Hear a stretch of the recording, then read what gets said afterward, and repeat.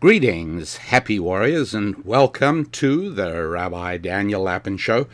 And you know the routine, right? The only show that shows, reveals, discloses, and demonstrates how the world really works. Thanks for being part of the show, everybody. And above all, thanks for being happy warriors. Happy? Yeah. That's right. Make sure you got a smile on your face and a spring in your step, because there really is so much to be grateful for, isn't there? And if you're not feeling happy, then you have to make yourself happy. How do you do that? Well, you take a piece of paper or a 3x5 index card and you force yourself to write down 5 things that you're grateful for. And you know what? I don't care who you are and I don't care what sort of life you have, but if you're a happy warrior, you've got 5 reasons to be grateful. And as soon as you've written down 5 things to be grateful for, you will feel happy. It changes your day entirely. And so there are plenty of people who will tell you to get up in the morning and to exercise or go for a run or to do your cardio workout. But there's one other thing you should do as well, and that is the gratitude exercise, to make sure that you are not just a warrior, but a happy warrior. That's right.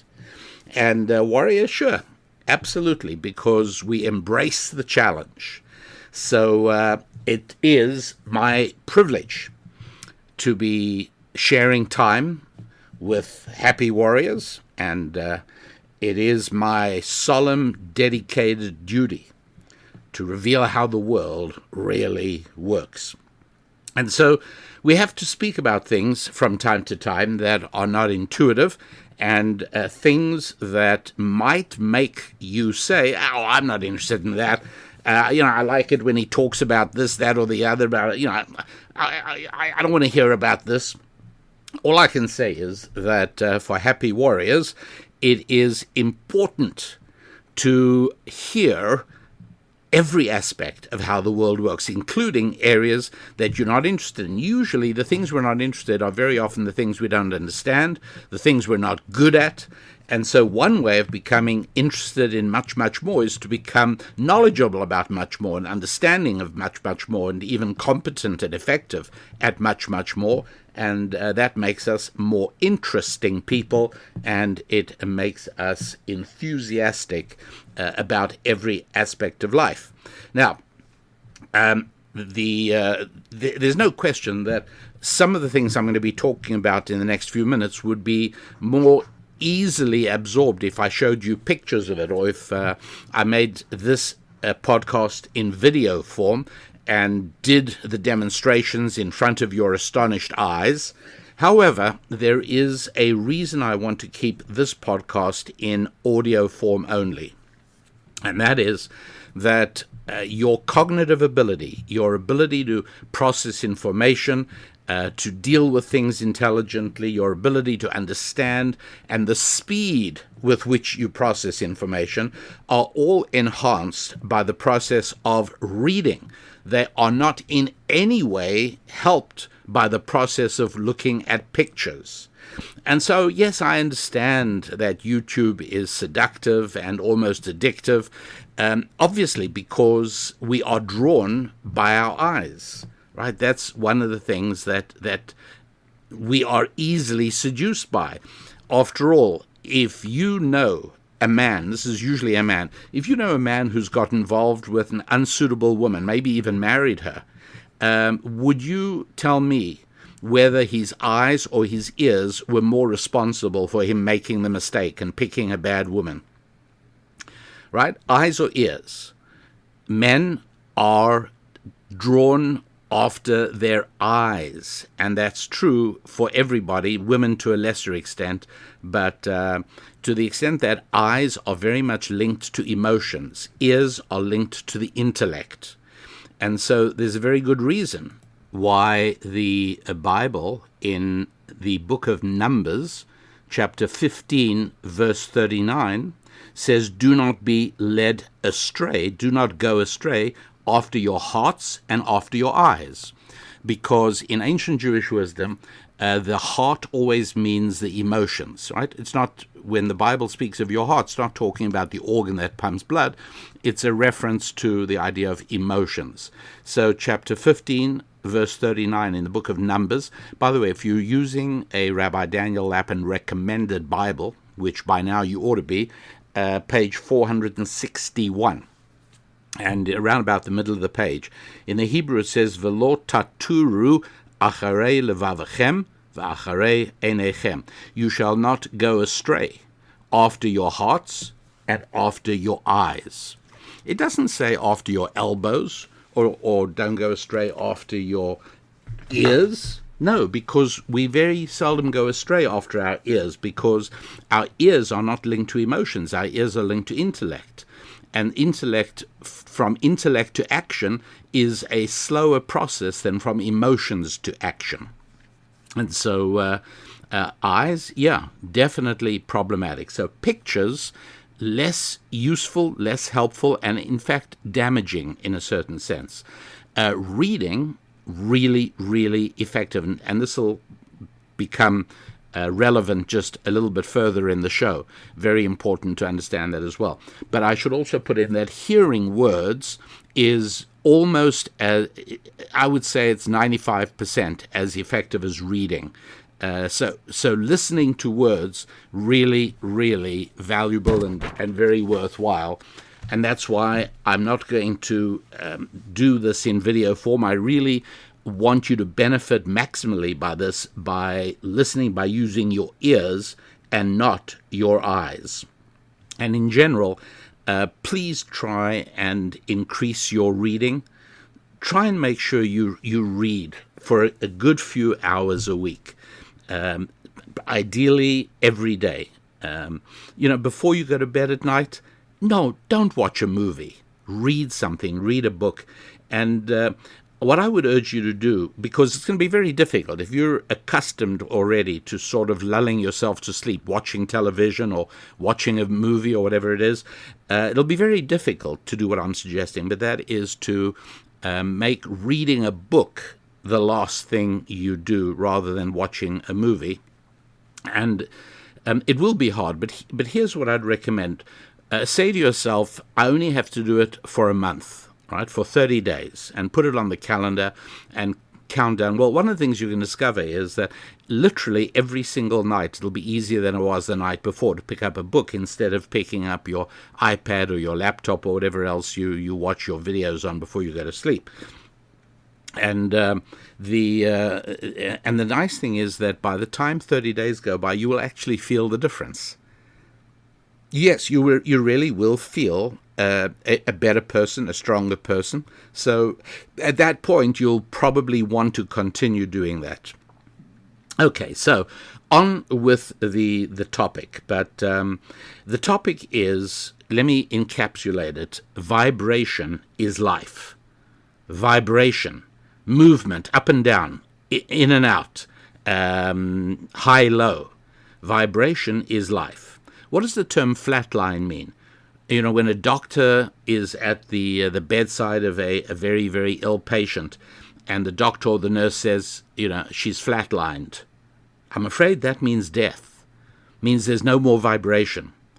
And if the patient is healthy and doing well, and you look at the green screen, the oscilloscope above the patient's bed, you'll see the sine wave, you'll see the thing going up and down. It's showing a vibration.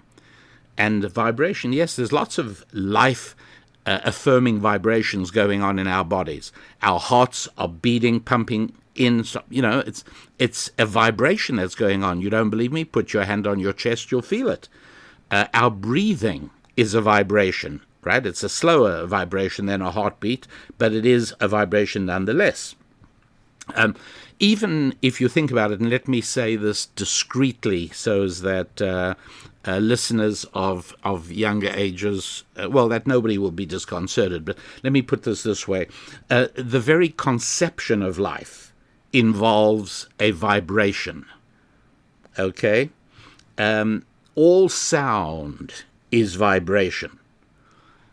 I have chords in my voice box, in my throat, and as air passes over them, they vibrate. And I learned to manipulate those vibrations, and a child does that, right? In the early months of life, a child learns to be able to make different kinds of sounds, and eventually it becomes words. And so my voice is really the result of these vibrating chords. And they vibrate, they cause the air molecules in my mouth to vibrate.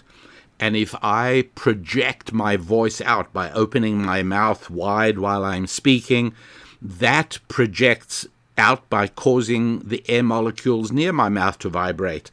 And they vibrate the ones next to them. And provided your ears aren't too far away, vibrating molecules strike other molecules and vibrate them.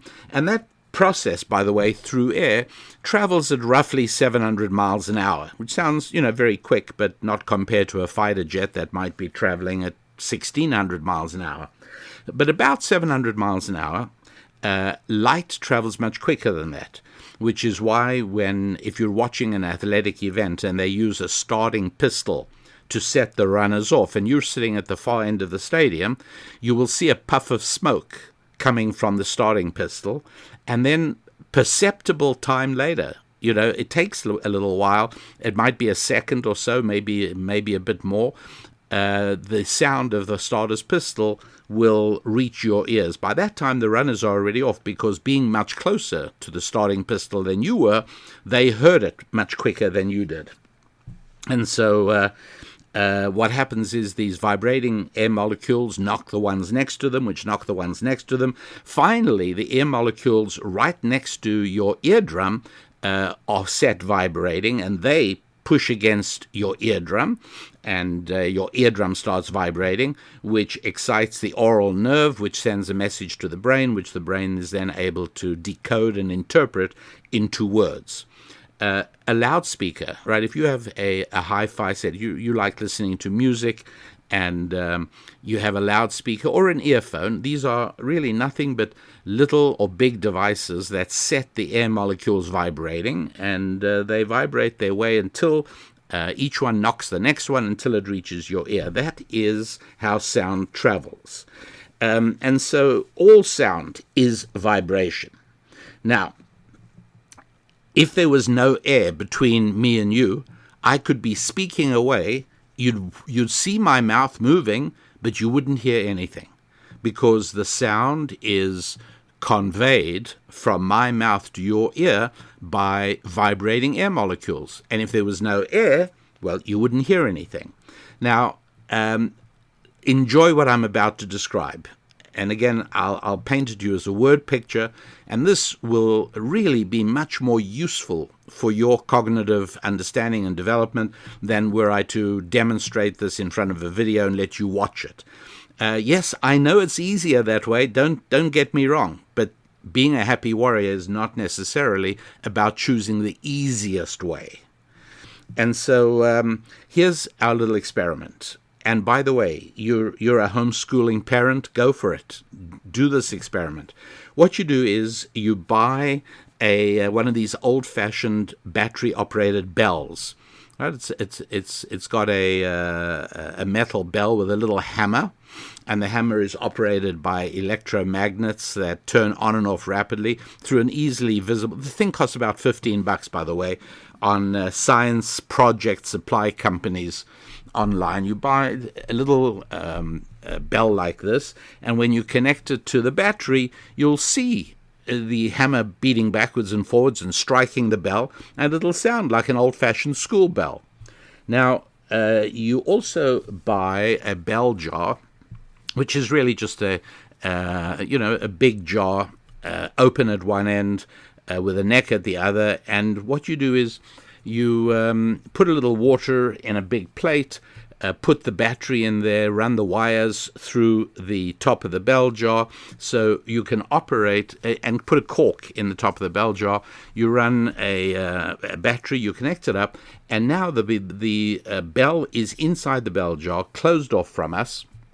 and you attach the battery, guess what happens? Although it'll be slightly muted by the glass between you, because the air molecules had to vibrate the glass, which then vibrates the air molecules, and then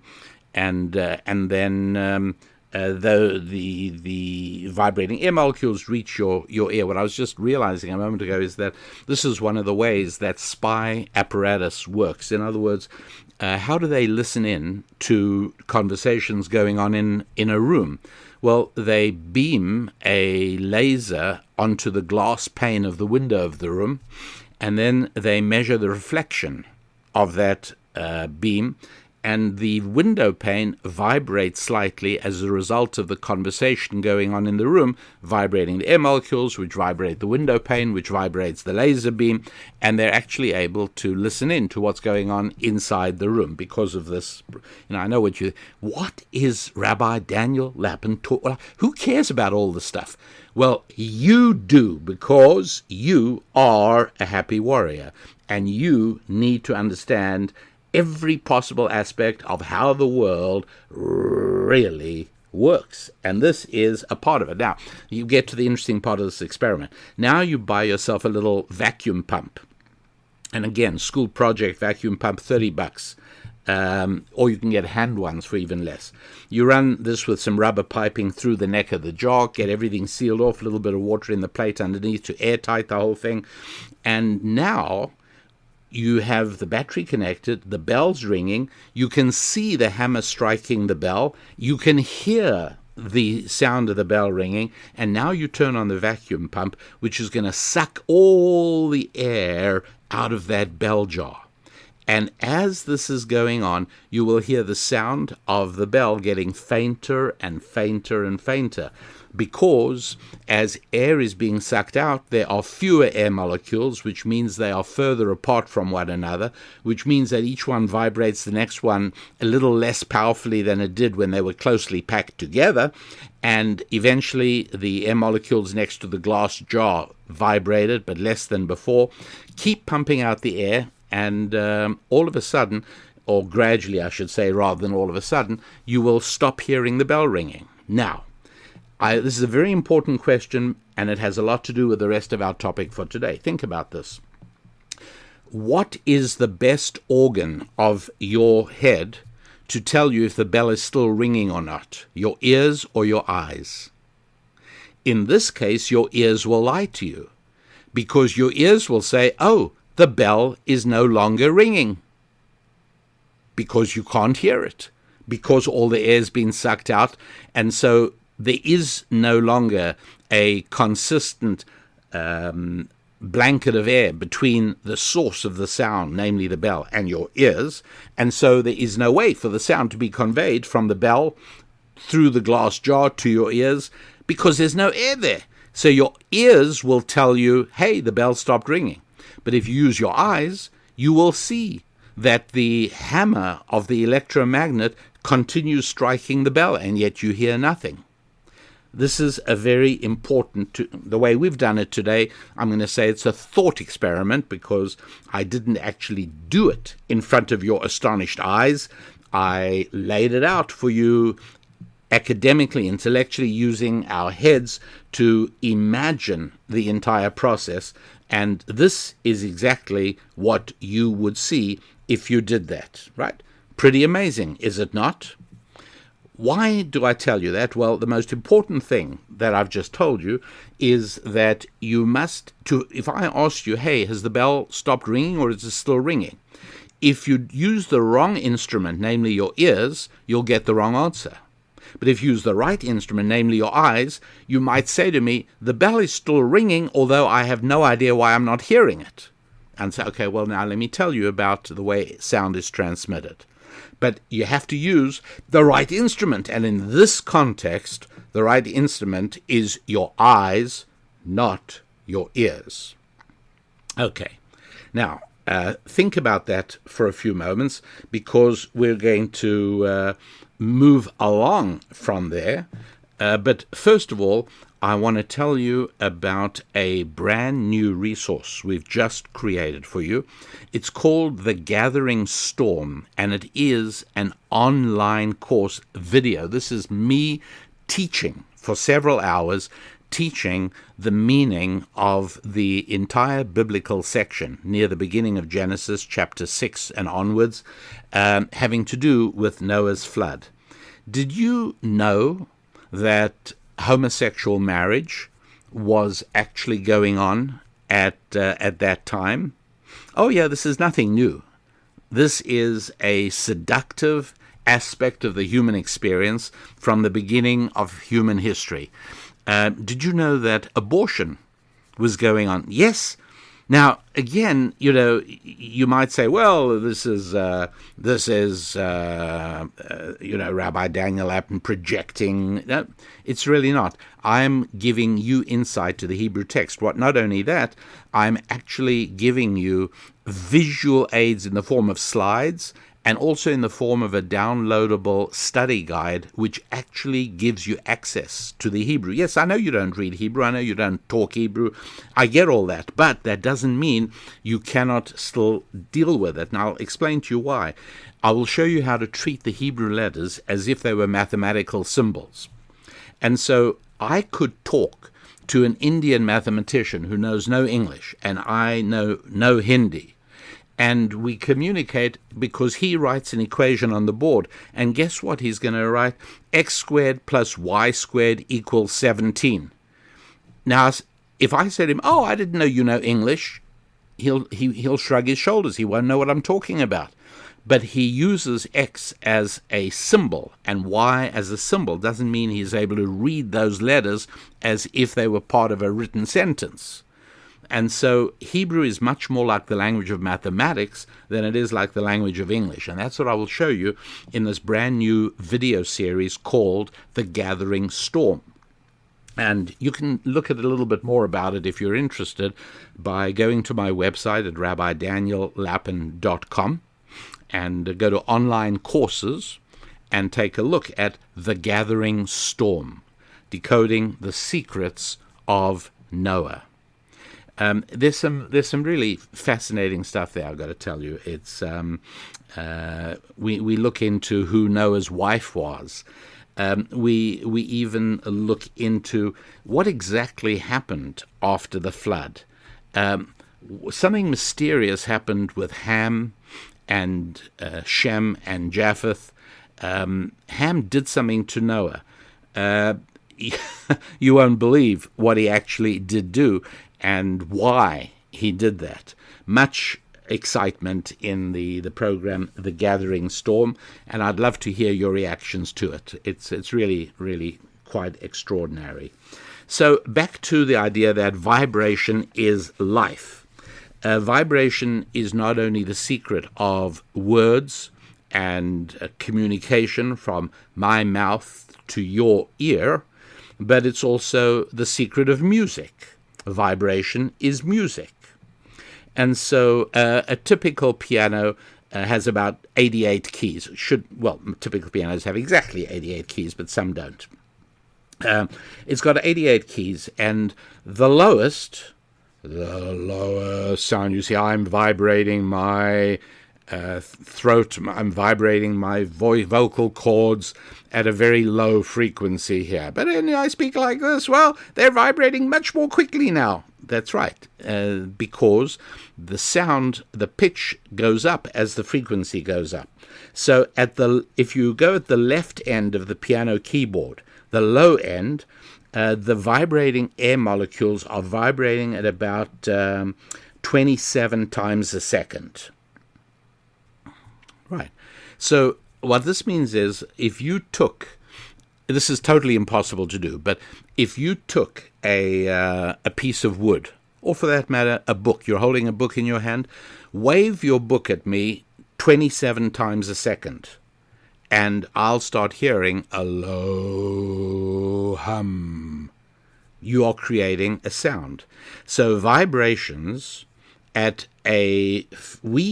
ears start hearing sound at about 27, 28 times a second. So vibrations of 28 times a second you hear as very low sound. You know that middle C key, the C in the middle of the keyboard, that when you started to learn to play piano, your music teacher made you sort of use that as the starting point of everything? Well, middle C vibrates at 261 times a second. So that's pretty quick, right? None of us could wave our hands 261 times a second. But if we could, we'd end up with the sound of middle C. And then all the way up to the highest notes at the right end of the keyboard, those are a little bit beyond 4,000 times a second. And in all these cases, these are vibrating air molecules, because we're talking about sound. Okay, so now I want to not talk about sound, but now I want to move to talk about something else vibrating. Sound is straightforward. There's nothing I've said so far that you have found particularly difficult or challenging, and it's very straightforward. But now we're going to talk about electrical vibrations, and this is a little bit more difficult to understand. And you shouldn't worry if you don't understand it fully, because neither do I. As a matter of fact, I don't feel bad about that either, because actually nobody does. Nobody has, there are people who understand it better than me, there are people who understand it less than me, but nobody has it down. Nobody has complete and full understanding of what we call electromagnetic vibration. And so for perhaps the simplest way to view this is if one thinks about an electrical current changing direction in a piece of wire very rapidly. The electrical current coming out of your socket in the United States of America is vibrating at 60 times a second. Now, don't get confused and say, well, why can't I hear it then? Because vibrating air molecules at 60 times a second you do hear, but this isn't air. The electrical socket doesn't emit any sound. Put your ear to it. Don't put your ear in it, but put your ear, you'll hear nothing. Because we're not talking about sound anymore. We're not talking about vibrating air molecules. We're talking about vibrating electrons, vibrating electrical currents.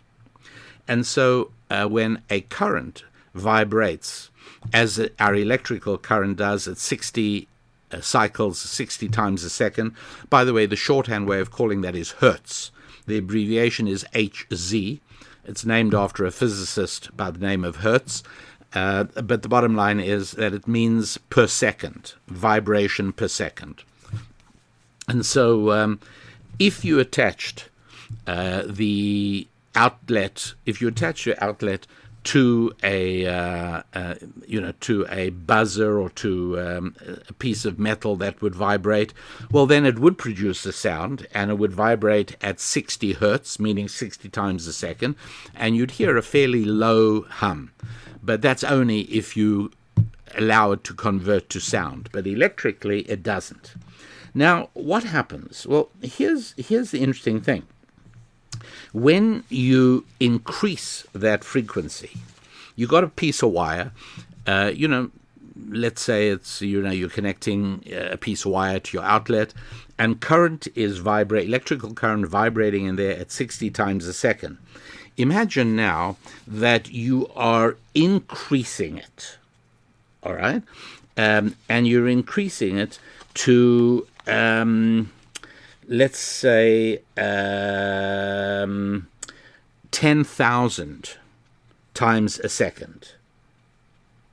A very strange thing begins to happen. At about 10,000 times a second, it starts jumping off the wire.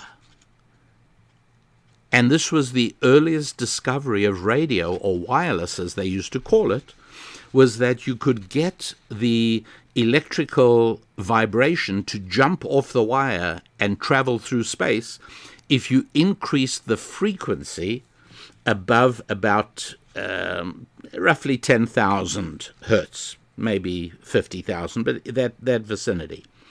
And so that is the frequency of radio from about say, shall we say 10,000 hertz, all the way up to about 1,000,000 hertz, right?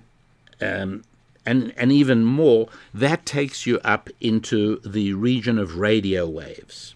And now we're going to increase that vibration. And here we have to think abstractly, because it's very hard to visualize anything vibrating, at 10 million times a second.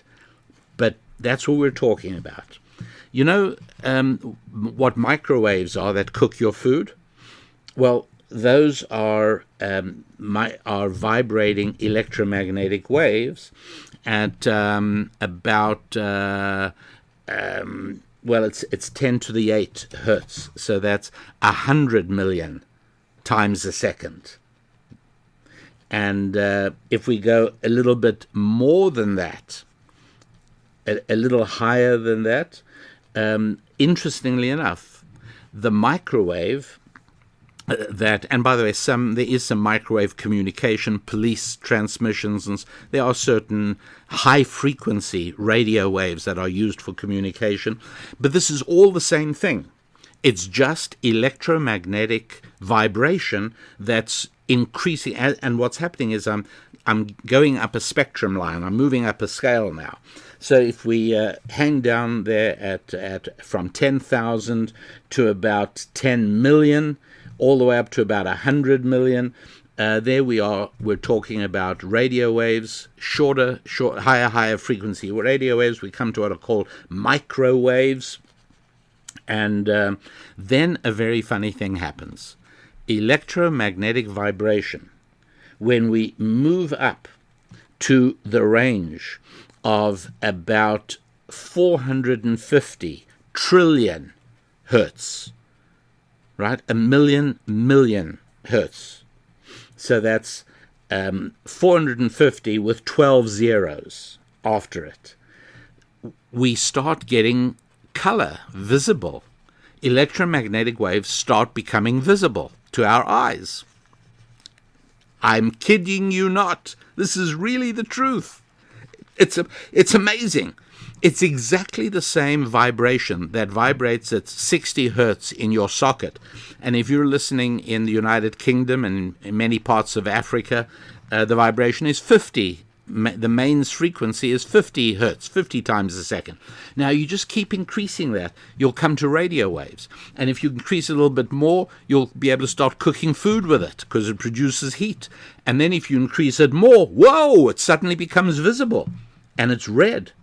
Increase the frequency still more, and you go from 450 million hertz, sorry, not million, trillion, 450 trillion hertz to about 700 trillion hertz, like about double it, and now you're at the color violet. And on the way, you were going through all the colors of the rainbow in what we think of as visible light.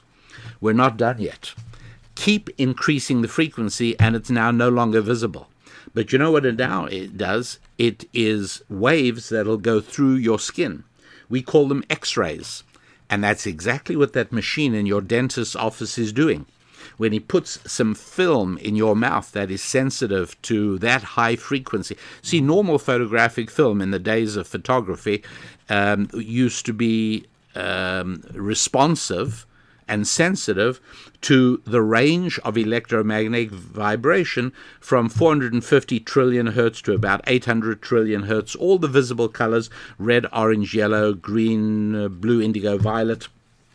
And then you increase it more, and now it's no longer visible. You oh, that's funny, it just I stopped seeing it. Yeah, we went beyond violet. It's now X-rays. And it'll take a picture of what's underneath your skin, what's inside of you. Go beyond that, and we get to gamma rays. And this is the area we call radioactivity. Some gamma rays are used for medicinal purposes. We call it radiation. And gamma rays are also sometimes the result of nuclear bombs and nuclear leakage. All right, we move into very, very hard to fully understand areas up there. But this is something called the electromagnetic spectrum that I've just shared with you. And so, again, to just let you visualize it, if you sort of imagine, or you could even sketch it out on one of your 3x5 index cards you always keep inside a rubber band in your pocket. Down at the relatively low frequency, you got radio and television. Higher frequency, you got microwaves. Radar, by the way, is also the same frequency as microwave. Radar transmission on airplanes or ships. And then we move into infrared heat. The sun's light comes to us. There's nothing between us and the sun. It's just like vacuum. There's nothing there, but it still comes to us because light can shine through a vacuum. Don't get confused now. You remember I said sound, vibrating air molecule, sound can't travel through a vacuum, but light can. Radio signals can. So even though the spacecraft with people in them travel far into space, at the same time they're able to talk on radio and they can see each other, but you can't hear because there's no air there. So you move the frequency up, you got the red end of the spectrum all the way up through red, orange, yellow, blue, and all the way we get to violet, and then we get ultraviolet rays. And that is, that's ultraviolet. They used to use them in nightclubs and bars sometimes that have ultraviolet lights. You can't see it. It's just past the end of the visible spectrum. So it's still there. It's like a radio wave. It's the same kind of thing. But if you then get paint that is sensitive to ultraviolet, you can get all kinds of ghostly effects using ultraviolet. Keep the frequency going up, you get X-rays. Frequency going up, you get gamma rays, and that's the electromagnetic spectrum. Now, why am I telling you all this? Okay. I'm telling you all this because if you use the wrong instrument, you cannot see or get a result. You will wrongly conclude that there is nothing there. You remember I gave you the example of looking at the bell vibrating away inside the bell jar from which you've extracted all the air with your vacuum pump, and your eye tells you that the hammer is striking the bell, so the bell is working and it's ringing like crazy. It's just that my ear cannot hear it. So if I use my ear as an instrument, I will draw the wrong conclusion. The bell has stopped working. Maybe the battery died. Stop using your ear. Use the right instrument. Use your eye. You'll see the bell is still ringing, and then you'll start figuring out an explanation for why its sound no longer reaches you. Okay, now, think about the electromagnetic spectrum. All right, so I bring my radio receiver into the room, right? And my radio receiver receives electromagnetic vibrations up from about, shall we say, you look on the AM dial, right? 650 is sometimes the station at the low end, or 570 at the low end of the dial. What are we talking about? Well, that is 570 kilocycles. I think I've got that right. 1,000 hertz. And then you use your radio dial, you go all the way up to the upper end, and the highest stations are usually at about 1,500 or 1,600 kilocycles, 1,600,000. So it's 1,000 megahertz, or 1,600 mega, 1,000 times 1,000 cycles, called it kilocycles, or kilohertz. Now I take that radio and I take it into the kitchen because I want to find out if my microwave is working.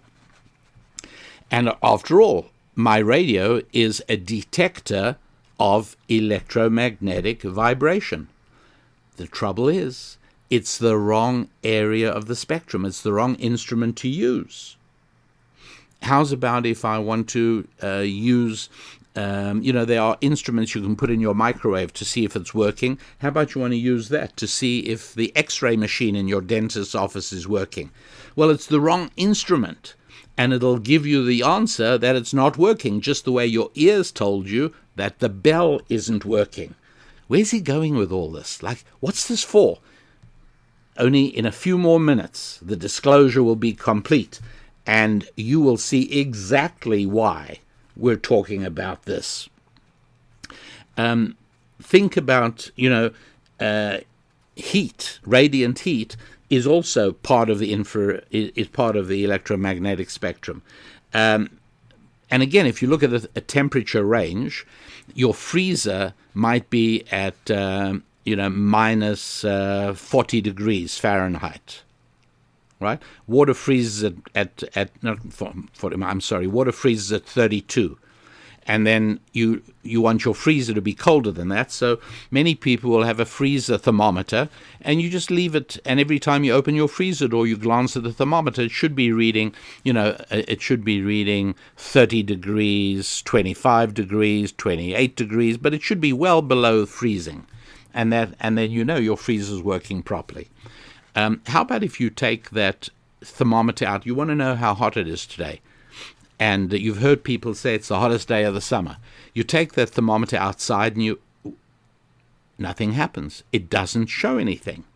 And you say, I don't understand. By the way, this is a mistake that children make easily, and you understand it. Children say, well, I don't get it.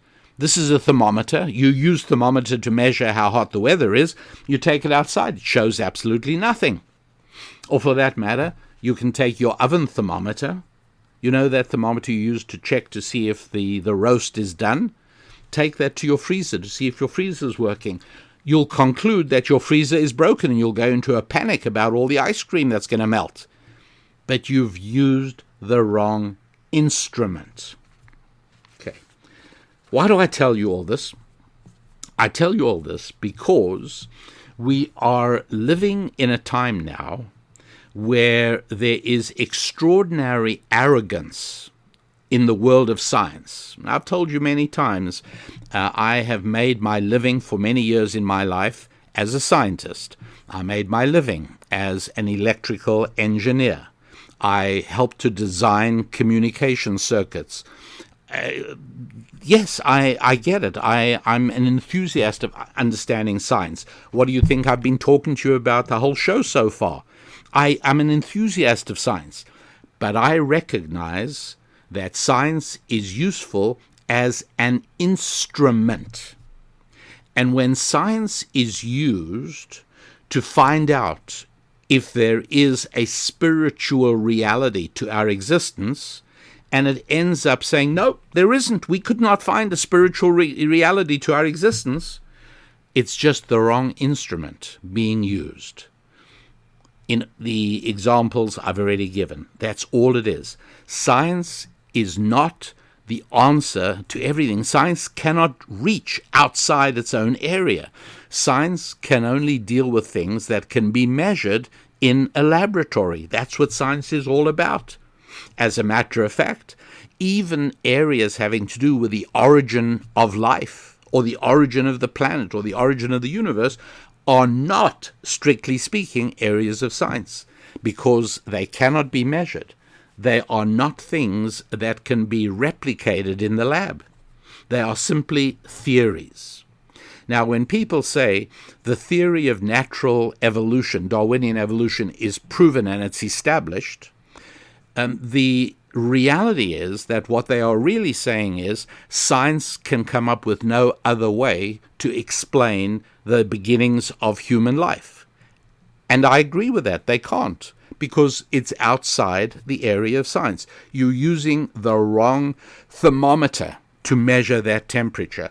You're using the wrong instrument to measure that.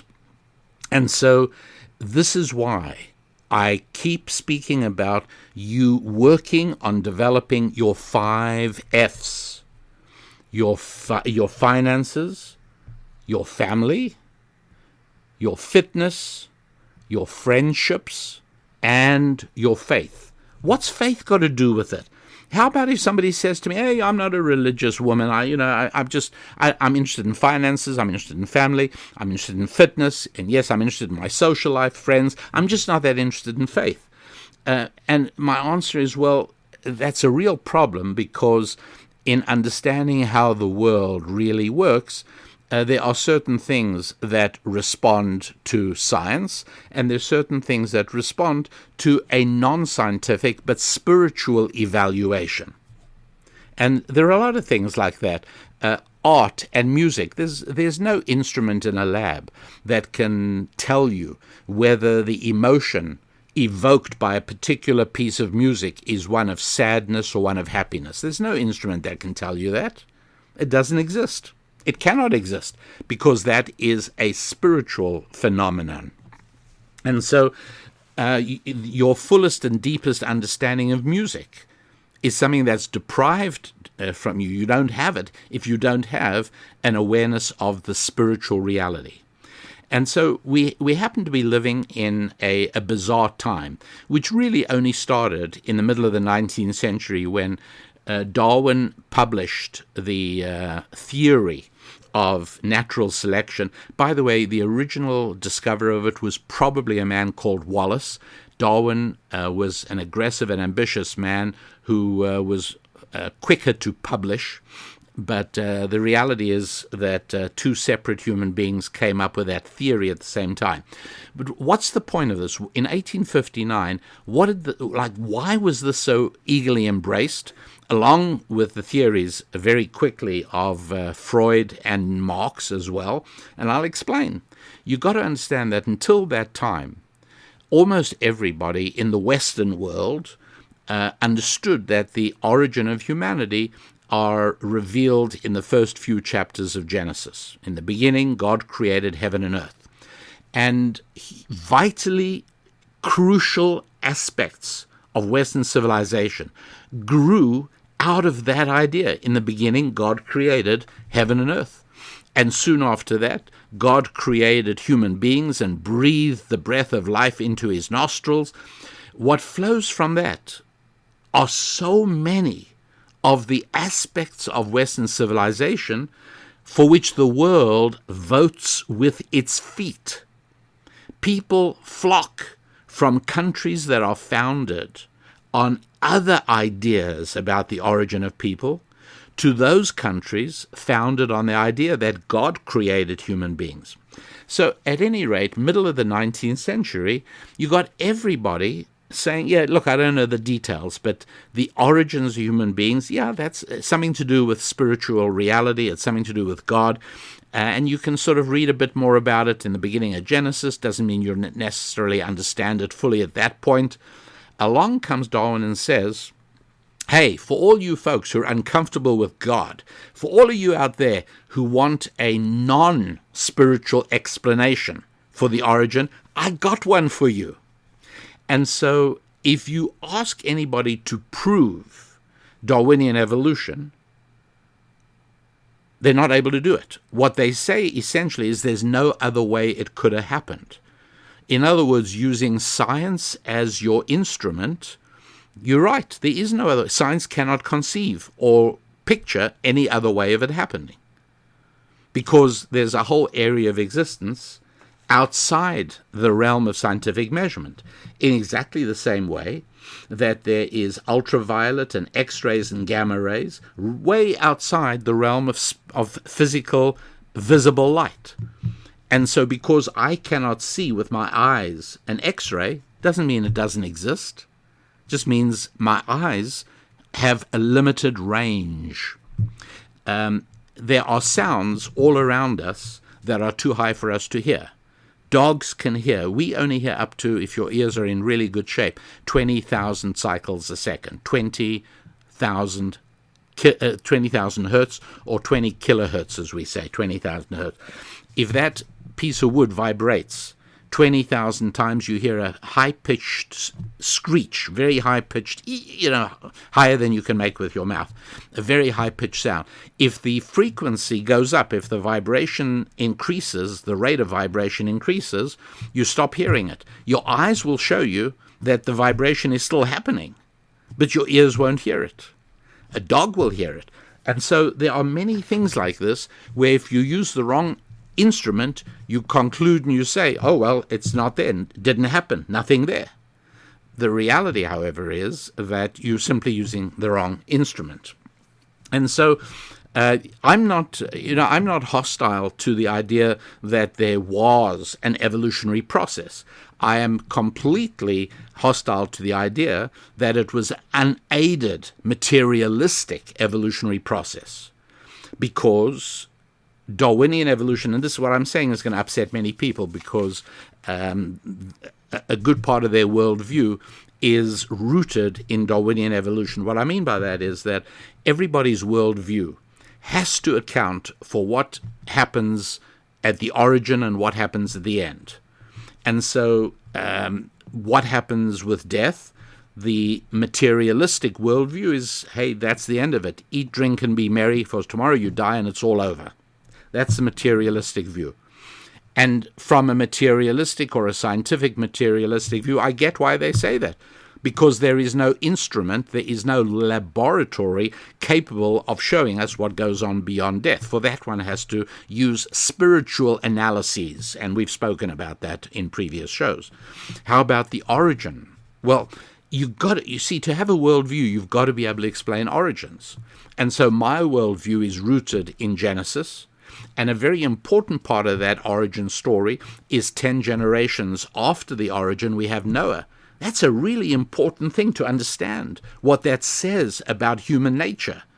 And to be an effective, happy warrior, and to have an effective family life, and to have an effective friendship, social life, and to have an effective fitness life, treating your body the right way, and to have an effective financial life, you actually have to know something about the Noah story, because it's not just a story. It's a mathematical depiction of certain principles of life, how the world really works, that you got to know about. That's why I really want you to explore the gathering storm. Right? This video program you'll see on my website, rabbidaniellapin.com, and go to online courses, The Gathering Storm. You can get it in just audio form, but we've just released it in video form because we actually wanted to make it a little easier. We wanted to give you some additional information that we didn't give you in the audio form, and so there it is. But you get the concept. Everybody who wants a worldview has to answer the question of where did we come from. It's fundamentally important. And that's why even little children, as they start growing and they become, 8, 9, 10, they will ask, where did I come from? The question is bothering them existentially, even as little children, because the origin is part of a worldview. And until about 1859, when Darwin published, the origin worldview was essentially biblical in the Western world. Other cultures had different worldviews that produced less effective cultures, of course. The problem was that with the period of the Enlightenment, people wanted non-religious. They wanted to be able to be God-free and still have a worldview. To have a worldview, you've got to have an origin. How do you have an origin? Well, here's how it might have happened. Whoopee! That's the way it did happen, because we have a materialistic worldview. That's, my dear friends, exactly how it worked. And that's what's going on. And so, it's really important to grasp this sort of thing, because this is why you can look at a study, as I did, of who'd have believed it, right? People like the idea of that in America, we're going to build a system that lets anybody come from any background, any origin, and reach economic heights. And in Standford, starting about 6 or 7 years ago, they began studying this topic, and I was on them like white on rice. I was really eager to understand what they were saying. And what they were saying is that, yes, there is a way to build a society so that even if you are born into poverty, you have an equal chance to everybody else to reach economic heights. What they discovered was that it wasn't true, because up till then, for a number of years, they were saying education is the answer. And so you even had Barack Obama, while he was president, he said in his State of the Union address, I'm quoting him, "In the 21st century, the best anti-poverty program is a world-class education." That is what Barack Obama said in his 2010 State of the Union address. Let me say it again. In the 21st century, the best anti-poverty program around is a world-class education. That's exactly like Usain Bolt, who won the 2012 100 meters in the London Olympics. If Usain Bolt were to say, ladies and gentlemen, in the 21st century, the best running fast program is to move your legs quicker. That's exactly what he's saying. Why is it the same? Because some people are uneducable. Now, this is sort of stuff that I don't want to be thrown off the air or anything, because you're not supposed to say things like this. But yeah, there's some people that are non-educatable. What sort of people? People who grew up without a functional family and without an adult who really cared. If you were not read to as a young child, and if you were not taught to read early, and you were not encouraged to read, you are going to be uneducable by the time you get to school. By the time that you are 6, 7 years old, you're already non-educable. Sorry to tell you this. It's painful. It really is, because it means that many, many people in cultures, by the way, not just the United States of America, but there is a whole culture in the United Kingdom that I've studied a great deal. People who are non-educable. And they are not distinguished by color of skin. They are not distinguished by religion. They're not distinguished by anything excepting family culture. And if a child is brought up by a single mom, along with siblings, half-siblings, who are also children of that single mom by different men, and that child is essentially raised on television, the kid is put in front of a TV to be kept out of the mother's hair, that child is going to grow up totally non-educatable. That's why Barack Obama's statement in the 2010 State of the Union address, in the 21st century, the best anti-poverty program around is a world-class education, wrong. That's simply not true. Because what you're saying is, yes, for people who are educatable, but not everyone is educatable. Because if by the time you are 6 or 7, 8, 9 years old, if you have not been taught self-discipline, if you've not been taught to read, if you've not been taught not to look at moving pictures, but to read words, you end up non-educatable. And so this is very much a family culture idea. In other words, the reality, what Barack Obama should have said if he was interested in telling the truth, he should have said in his 2010 State of the Union address, he should have said, in the 21st century, the best anti-poverty program around is to make sure that every child grows up in a loving, functional family with his natural mother and natural father. Or adopted, I should add as well. Hey, that's what he should have said. But here I'm looking at, and again, I'm not going to refer you to it because there's no reason for you to have to waste time to read it. I do it for you as a public service for happy warriors. But I've got this whole research paper from Standford University. The statement is, education turns out not to be the key to a good income. Turns out that it doesn't work. And they're struggling to find what are the factors. To give you an idea of how deep into the barrel they dig, they say, well, maybe it has to do if the parents worked for a unionized occupation. Maybe that's, and they studied that. The one thing they left out, I mean, this is absolutely true. They studied local school quality. They studied segregation. They studied income inequality. They studied what they call social capital. You know, the one thing they didn't check to see?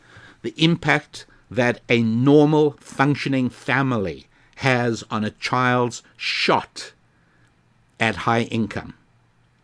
And so, you know, I always used to say that Mrs. Susan Lapin, right, is raising 7 children. She's homeschooling the 7 children. And a large part of that was encouraging them and teaching them to read, to the point that all those children, by the time they were 10 years old, were eager, avid readers. And we once had join us for Friday night dinner an investment banker, a Jamaican investment banker, friend of mine, and he and his wife had dinner with us, and about halfway through a long Shabbat dinner, our children left the table, and the living room was visible from the dining room, and you could see all our children were curled up on the carpet, in blankets, on the couch, with books. They're all reading. And our guest's eyes filled with tears. I saw his eyes well up. And I said, is everything all right? And he looked at me and he said, Rabbi Lapin, your children are reading while my children are clicking their fingers to obscene lyrics. That's what he said. He could have said watching television as well. But my point is that only a few miles away from where Mrs. Lapin is raising 7 children, there's another woman also raising 7 children, kind of raising. She has 7 children, each one fathered by a different man no longer in her life. And these 7 children sit in front of a TV. They're not properly nourished, either mentally, spiritually, or physically. And so here you've got 7 children, and the demographers would say, hey, why is it that the children of Mrs. So-and-so are not moving upwards the economic ladder, but children of Mrs. Lapin are moving up the economic ladder? Is it skin color? No, because in England we can find exactly the same situation with people who have the same skin color as Mrs. Lapin's children. So it's clearly not skin color. Is it unionized employment? Well, it turns out not to be that. So what is it? Why is it? Well, it's family culture, that's why. It's how children are raised. And that is a spiritual matter. It's not a physical matter. It's spiritual.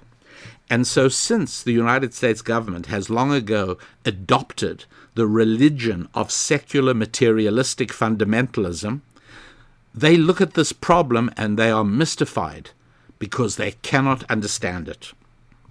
You know, a few days before I taped this show, actually the middle of August 2022, the Islamic writer Salman Rashdie was stabbed at a very genteel, quiet literary gathering upstate New York. And he was stabbed by a Muslim gentleman by the name of Hadi Matar. And the New York Times published, I think it was yesterday, published an article about the stabbing. And at the time I'm speaking to you, Salman Rashdie is still alive. He was in trauma treatment. He was in hospital. But the New York Times said the motive for the attack is unknown. Right. If your world is secular materialistic fundamentalism, then you simply do not know why one Muslim would stab another Muslim. You wouldn't understand it. You would regard their religion as completely irrelevant, because religion is spiritual. And we only look at things that we can measure scientifically. And so one of the biggest mistakes that secular fundamentalist materialists in government, whether it's the United Kingdom or Sweden or France or the United States, the biggest mistake they make is discounting the importance of religion, because the spiritual world does not exist. Because if you use the instrument of scientific materialism, then you cannot see spiritual reality any more than I can see with my eyes X-rays, or my ears can hear a bell ringing in a vacuum. Wrong instrument. And so secular materialistic fundamentalists, people who are of that belief system, and yes, I do call it a belief system, well, it's understandable. To them, religion is immaterial. And so since I know that religion is very important because I do recognize the spiritual reality and I understand it, I do understand that there are doctrinal debates in Islam, just as there are doctrinal debates in Christianity, and there are doctrinal debates in Judaism. However, in Islam, people kill over those doctrinal debates. That's one of the differences between Islam and the Judeo-Christian faiths. And so it's happened many times before. I understand exactly why Hadi Matar tried to kill Salman Rashdie, because the Iranian mullahs issued a fatwa for exactly the same reason that people were killed because of the cartoons that a Danish newspaper published about the Prophet Muhammad. Yes, in Islam, people kill over doctrinal arguments. I get that. And anybody whose world is perceived through the instrument exclusively of scientific materialistic fundamentalism, well, they can't get that. So I fully understand why the New York Times said that no motive is known for the attack. Yeah, in their world, there was no motive. In the world of reality that I inhabit and all happy warriors inhabit, we understand that faith is one of the 5 F's. And so we get it. Of course we understand that he did it. We understand the motive. It's not one we agree with. It's not one I talk happily to many Jews with whom I have doctrinal debates. I spent a very enjoyable lunchtime on Shabbat recently with somebody with whom I have doctrinal debates. No problem. But in Islam, it doesn't necessarily work that way. It's a different, but this is all part of the world of faith. If you don't get the faith dimension, my goodness, you are seriously lost. And that, my dear friends, is why it is that I urge you to study the gathering storm, the entire saga of Noah, not because this is an anachronistic account of a long-forgotten mythological event. No! It's because the story is an almost mathematical depiction of how the world really works. And as such, it belongs in the understanding arsenal of any happy warrior. So check in at rabbidaniellapin.com. Go to online courses and look for the Gathering Storm, and you will enjoy it, and we will have more in common as we move forward in understanding the world of the happy warrior. Also, I would say that if you haven't yet downloaded a free copy of the ebook called the Holistic You, in other words, how to absorb effective growth in all your 5 F's, so do it now. It's totally free. You can download it again at the website, rabbidaniellapin.com. Go to The Holistic You. It's an ebook, and you can get it for free. It begins the explanation and launches you on this exciting adventure of elevating your life, making you the best possible you can be by growing your 5 F's and enabling you to go, as I say, onwards and upwards. So until next week, when we will be together on the next Rabbi Daniel Lapin show, I wish each and every one of you happy warriors a wonderful week of exciting onwards and upwards progress in your families and your finances, in your friendships and your fitness, and yes, in your faith as well. I'm Rabbi Daniel Lapin. God bless.